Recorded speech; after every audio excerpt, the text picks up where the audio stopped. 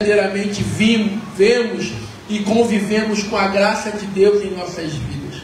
Sem querer me prolongar muito, tomar muito o tempo dos irmãos, até porque na dinâmica do culto de semanal agora vai ser um culto bem conciso, bem pocket, né, que a gente costuma dizer, bem concentrado.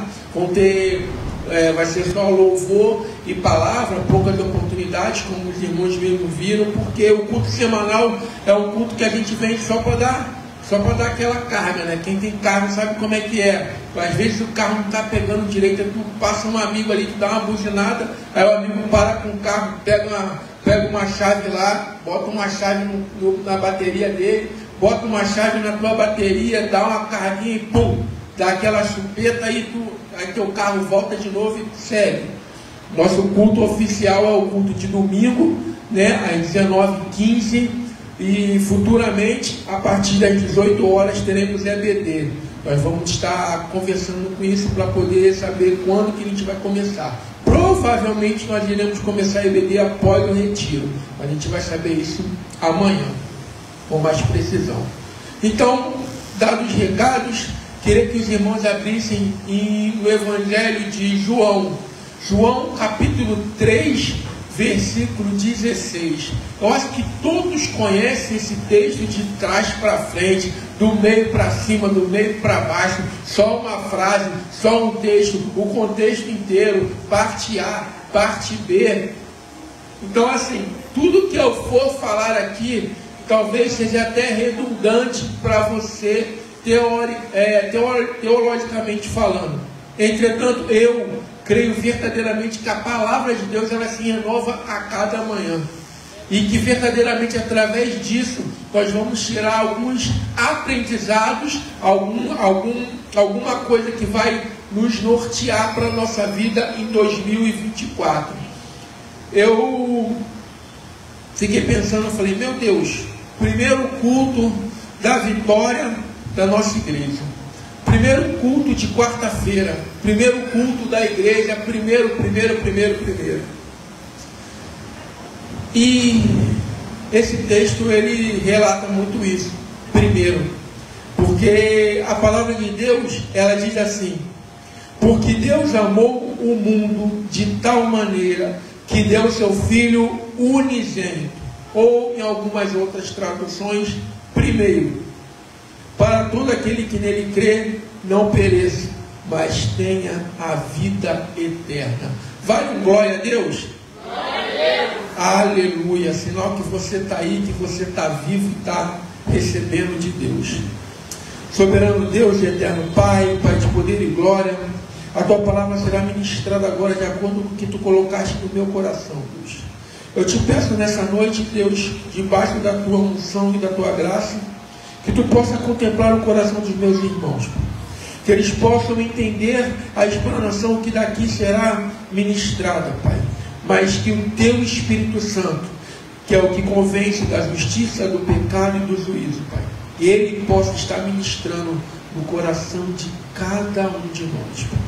É isso que eu te peço nessa noite, e já te agradeço, em nome de Jesus, amém. O texto ele fala assim: deu seu Filho unigênito. Meu Deus, deu. Olha como é complexo, ele já começa bem complexo, já começa pesado. A maioria aqui, a Iracema já está tendo uma prévia ali de como é que vai ser ser pai, ser mãe, né? Alguns aqui tem até a dupla jornada, né? Já é pai, já é mãe, já é avô, já é avó. Então já tem a dupla jornada, já sabe como é que é essa situação duas vezes.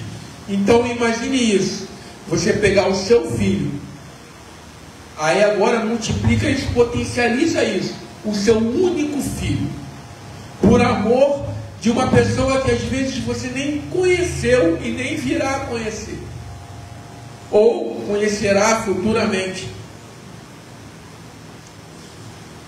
Porque estudando isso, a gente vê que isso foi uma dádiva oferecida por Deus. Porque eu confesso para os irmãos, eu sinceramente não teria essa coragem, eu não teria esse amor de dar a minha única filha, a minha princesa, em amor a alguém. Sei, de repente eu sou egoísta, de repente eu sou muito apegado, mas eu digo a vocês que eu não teria tal amor.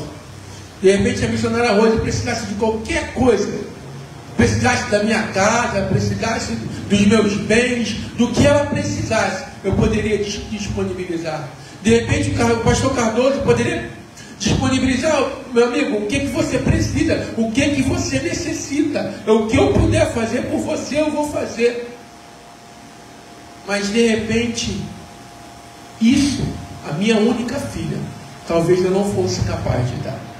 Mas Deus, dentro da tua infinita bondade, da tua infinita misericórdia, e agora nós vamos começar a falar dela, da sua infinita graça, Ele não intermediou o amor dele, Ele não negociou o amor dele, Ele deu o seu único filho, para que eu e você possamos estar aqui esta noite. Jesus é a maior expressão do amor de Deus. Vamos abrir nossas Bíblias em Romanos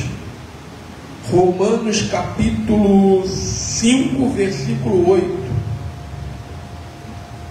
Quem achar primeiro que eu pode ler.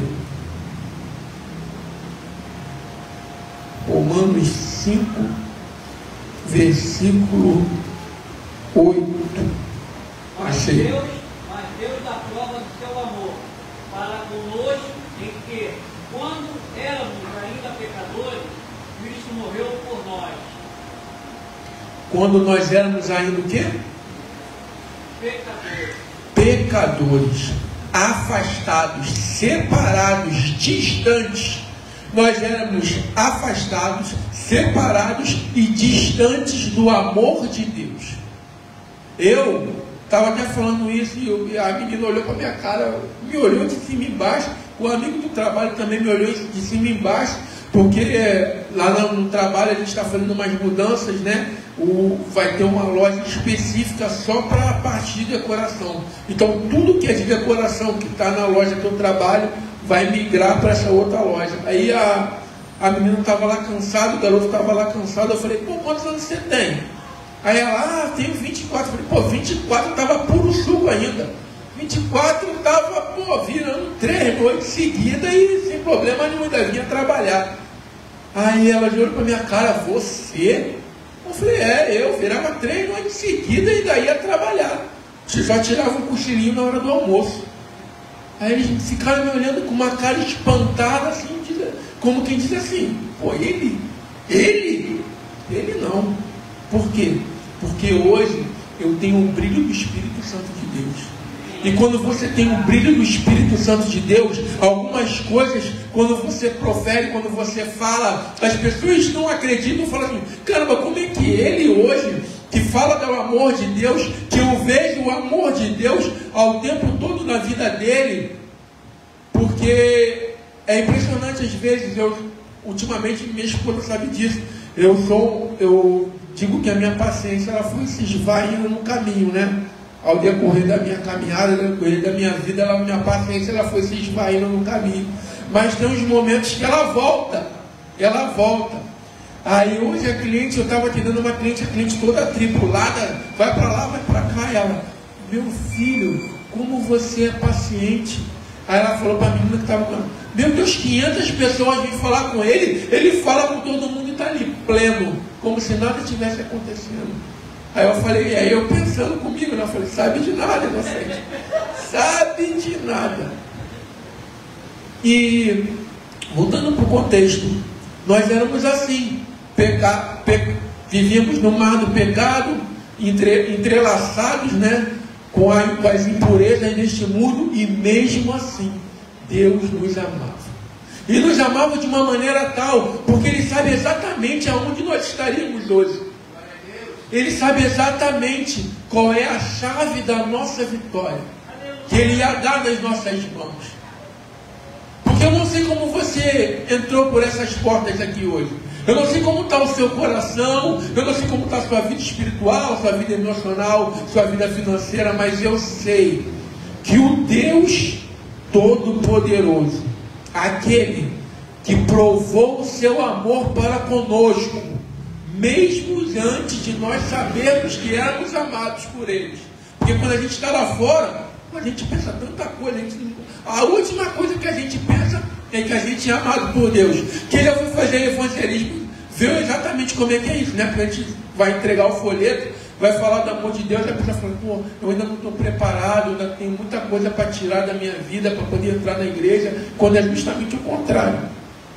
Tem um filósofo cristão que ele fala assim, que eu me tornei cristão, que a pessoa que é cristã, ela justamente ela é a pessoa mais fraca que tem no planeta, é ela, porque ela demonstra para as outras pessoas todos os dias que ela é tão fraca, tão limitada, tão rasa, que ela precisa da profundidade do amor de Deus todos os dias.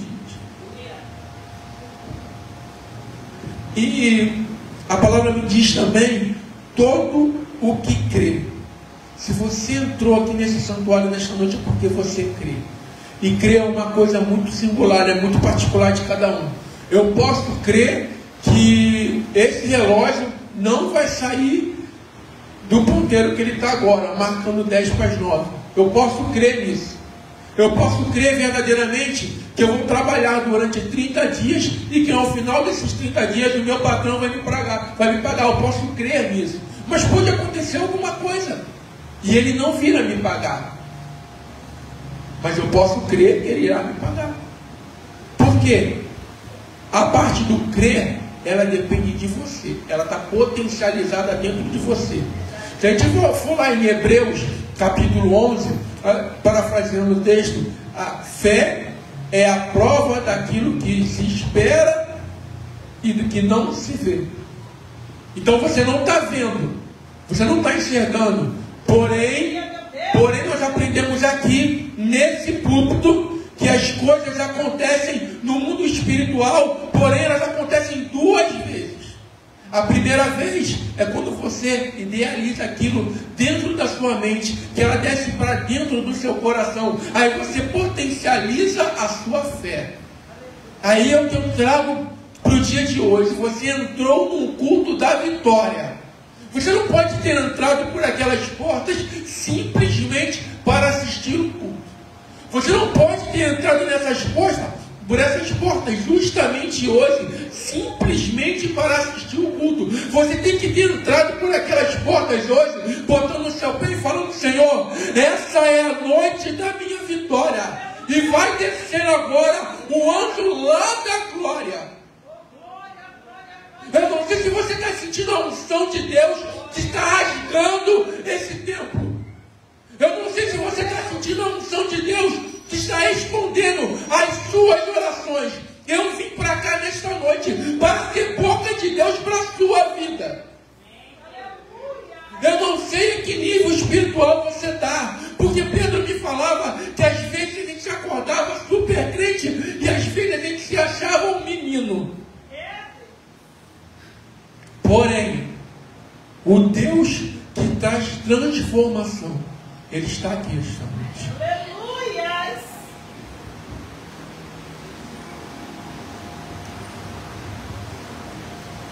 Efésios, capítulo 2.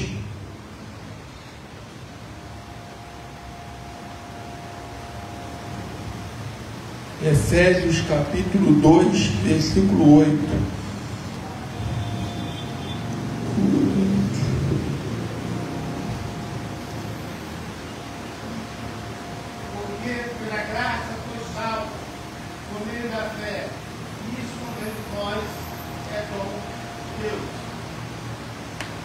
Lê o 9 também, pastor, por favor, já que você está no... Não vem de obras, para que ninguém se glorie, porque somos feitura sua, criados em Cristo Jesus, para as boas obras, as quais Deus preparou para que andássemos nelas. Amém. Porque pela graça favor imerecido, pela graça sois salvos, por meio da fé. Isso não vem de mim, não vem de você, não vem dessa assembleia toda que está aqui. Ela é dom de Deus. Você recebeu esse dom de Deus, você recebeu essa graça de Deus, você recebeu essa dádiva de Deus, e muitas vezes nós recebemos algumas coisas as quais não valorizamos. Deus nos deu o dom de ter fé. Deus nos deu o dom da graça. E não adianta eu vir para a igreja segunda, terça, quarta, quinta, sexta, ir para o monte, ir para a consagração, porque a palavra de Deus me diz: não vem das obras, para que ninguém se glorie. Não adianta eu ser pastor,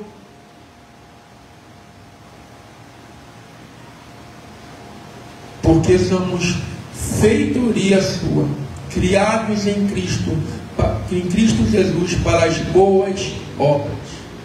Quais são as boas obras que nós estamos ministrando, semeando na vida das pessoas?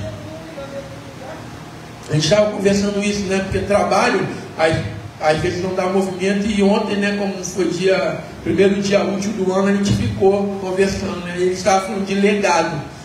Tem um menino lá que ele é muito brincalhão, e ele estava falando assim: ó, a partir desse ano eu vou ser um cara mais sério, não vou mais ficar brincando, não vou mais zoar ninguém, não sei o que. Eu falei: tá bom, vamos ver até quando isso vai durar. Hoje ele já estava lá na brincadeira. Aí eu falei: isso aí, vamos ver qual é o legado que você vai deixar, porque amanhã ou depois a gente pode não estar aqui. Como que a gente vai ser lembrado? Qual é a vitória que vai nos marcar? Não pereça, livramento do pecado, porque o pecado, ele nos afasta de Deus e gera morte eterna.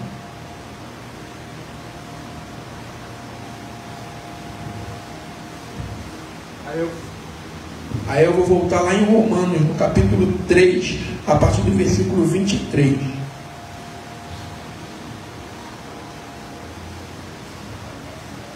Porque Romanos 3, 23, ele me diz assim: porque todos pecaram e destituídos estão da glória de Deus.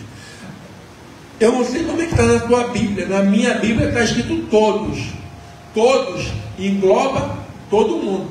Na minha Bíblia não está escrito André, não está escrito Rose, não está escrito torcida do Flamengo, torcida do Vasco, torcida do Corinthians. Na minha Bíblia está escrito: todos pecaram e destituídos, fora estão da glória de Deus.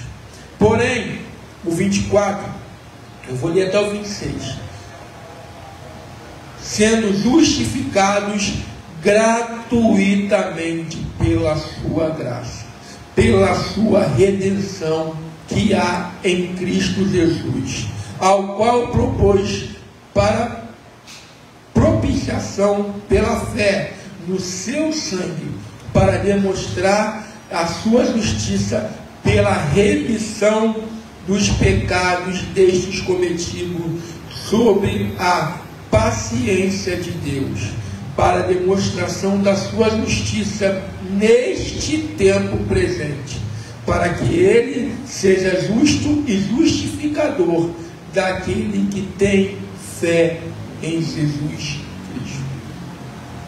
Não importa o que você fez, não importa qual tem sido a tua história até aqui, até 2023, até o dia 3 de janeiro de 2024, não importa. Eu estava falando isso para os amigos meus, inclusive para um amigo meu que é pastor e está passando por uma dificuldade. Eu falei: até um certo momento é a tua história, é a tua vida.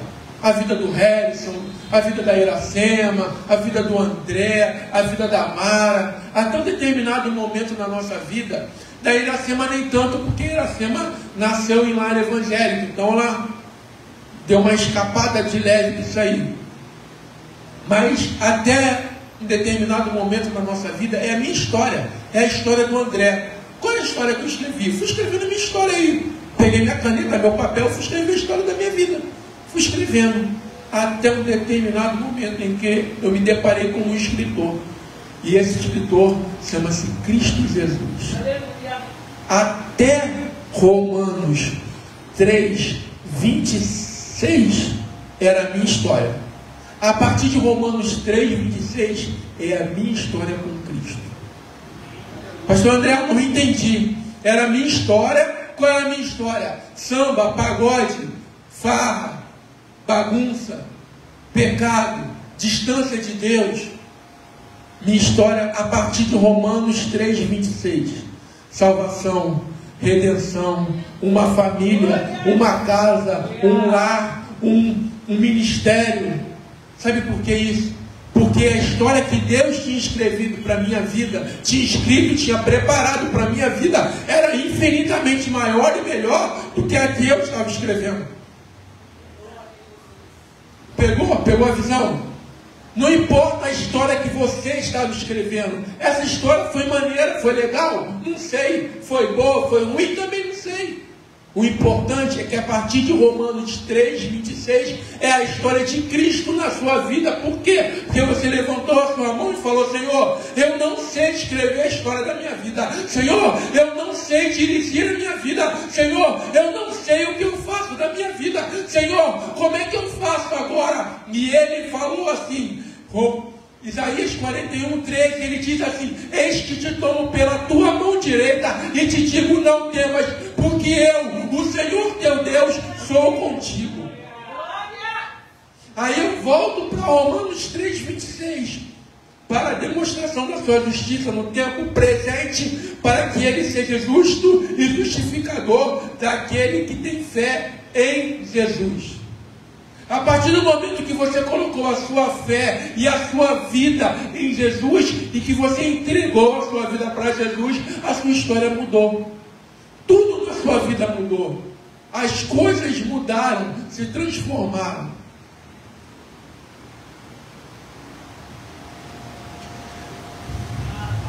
E João 3,16 ele encerra assim: vida eterna,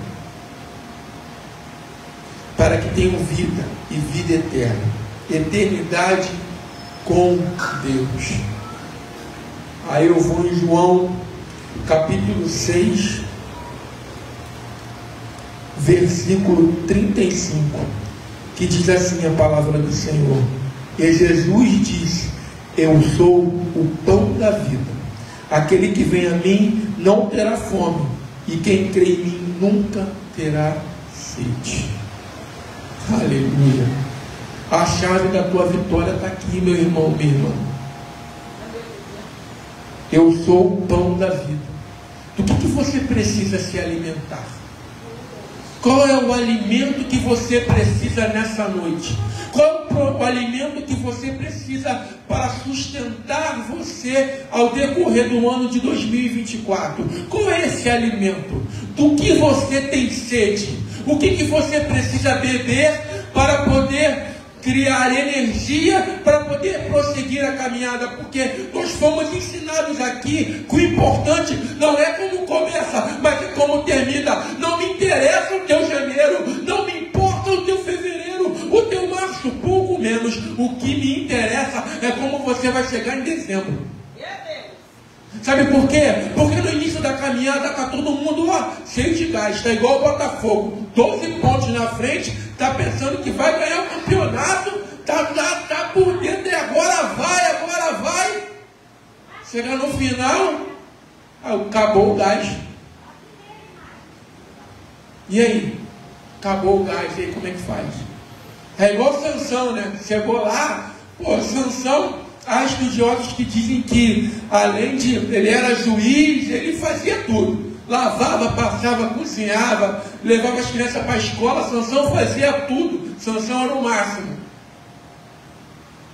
Porém, por ele ser o máximo, ele se tornou o mínimo.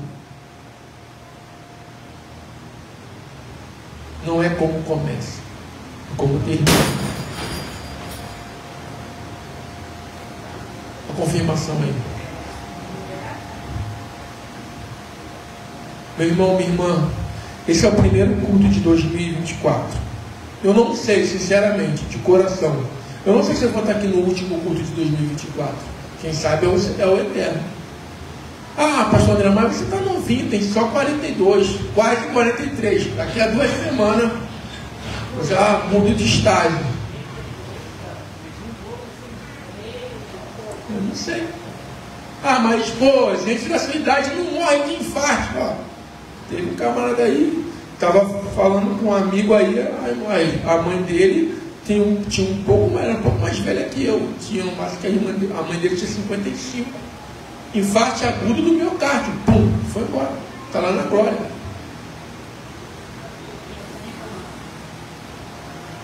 Derrame? Posso ter um derrame aí e não aparecer nunca mais aqui. Vocês vão ter que fazer visita no lar lá para mim. Sabe por quê, igreja? Eu estou falando isso para vocês. Porque esse é o primeiro culto de 2024. É o culto que a gente entra cheio de gás, cheio de energia. Diferente do último culto de 2023, que a gente entra cheio de reflexões, cheio de pensamentos. Pô, será que eu fiz certo? Pô, será que Deus gostou de mim esse ano? Pô, a partir do ano que vem eu vou fazer algo diferente para Deus. Porque quando começa o início do ano, né, a gente começa aquele mapa. Gabriel já botou lá, ó, um mapão bíblico lá para você poder cair dentro da maratona bíblica e poder chegar no final do ano, falar, venci a Bíblia toda. A gente começa muito bem, né? Caraca, uma coisa, eu li 3 capítulos de Gênesis, li 2 salmos e ainda li metade de Mateus. Caraca, eu vou acabar em 6 meses. Pô, vou tirar a onda lá na igreja e falar, pastor, o senhor é teólogo, mas eu acabei a Bíblia em 6 meses, o senhor nunca fez isso. Aí, a gente vai passando os dias, né? Vão passando as semanas, os dias. Aí, pô, caramba, já estou no capítulo 50 de Gênesis, pô, o olho já está como? Piscando a dessa, pô, já estou no capítulo 50 de Gênesis, já dá para me ler um versículo só por dia. Aí pronto, se perdeu. Ela não vai conseguir mais ler a Bíblia toda. Meu irmão, minha irmã, o que eu vim fazer aqui nessa noite é simplesmente isso. Falar do amor de Deus para você. Falar que o amor de Deus já era contigo antes mesmo de você imaginar, de você conjecturar que existia um amor de Deus. Assaltaram o meu versículo que eu ia finalizar, mas mesmo assim eu vou finalizar com ele.